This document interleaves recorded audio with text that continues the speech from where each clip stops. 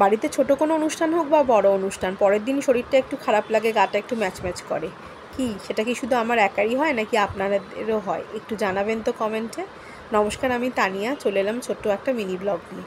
শরীরটা একটু ভালো লাগছিল না, সেই জন্য বরবটি আলু ভাজা করেছি পেঁয়াজ দিয়ে, ওটা কিছুটা তুলে রাখবো। অরিজিৎ ভাত দিয়ে খাবে, ডাল দিয়ে।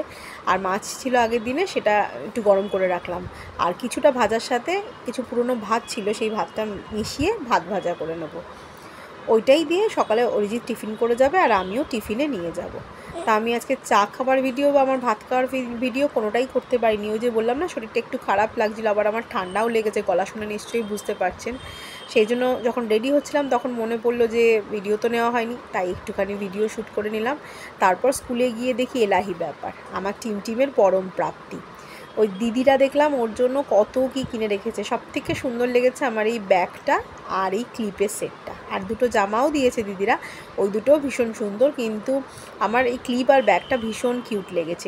টিমেরও ভীষণ পছন্দ হয়েছে। বাড়ি এসে যখন দেখিয়েছি ও খুব খুশি হয়েছে।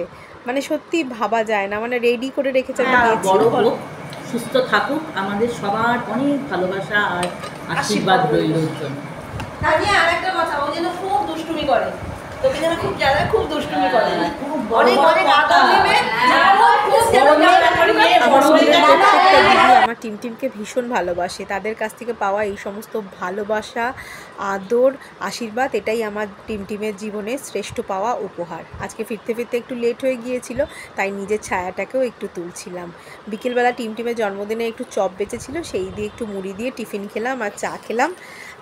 ভিডিওটা ভালো লাগলে একটু লাইক, কমেন্ট, শেয়ার করবেন। ভালো থাকবেন সবাই।